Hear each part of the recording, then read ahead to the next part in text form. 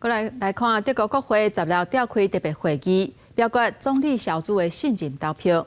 结果信任投票方否决，所来小组会请求总统解散国会，按算明年2月23提早举行国会大选。根据最新的民调，上大在野党基民党的党魁梅尼兹就可能会成做新的总理。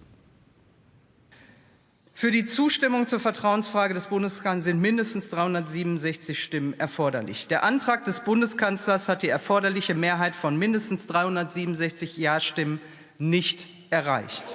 德国国会10日的特别会议针对德国总理肖兹的信任案进行表决，结果只敢社民党的207位议员投信任票，有394人投反对票，另外116个人弃权，信任投票被否决。投票进程，肖兹就一直希望国会否决这项信任投票，伊讲真正的信任投票是选民对国会未来的改选。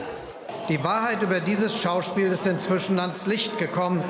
So etwas schadet nicht nur dem Ansehen einer Regierung, sondern dem Ansehen der Demokratie insgesamt. Das ist der Schaden, den dieses Schauspiel angerichtet hat.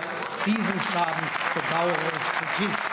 所来，肖兹将会向总统施坦迈尔提出解散国会。施坦迈尔讲会动议依法地受到要求了21天来宣布，并且伫60天来选举。按照投票日期是明年2月23。肖兹伫咧2021年做3党联合政府，包括伊领导的社民党、加经济部长哈贝克带头的绿党，抑个前财政部长林德纳代表的自民党。不过，三个党的政策意见一直拢无同，尤其是安怎救经济。 肖兹的社民党加绿党是希望会当增加税收加股税，自民党是认为应该遵守宪法规定的税务档案，避免过度股税。所以肖兹伫咧11月初6加自民党的财政部长林德纳死掉，造成联合政府倒台。上大在野党基民党党魁梅尔茨批评肖兹的经济政策失败，无配赢到信任，对自民党主席前财政部长林德纳讲话真无礼貌。 Sie hinterlassen das Land in einer der größten Wirtschaftskrisen der Nachkriegsgeschichte.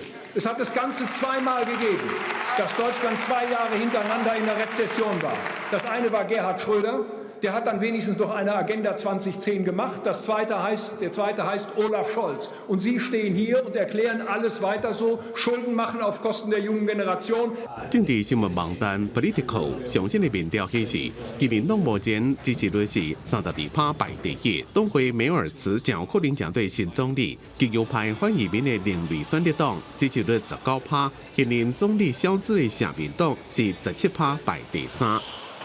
公司新闻，郑伟林编译。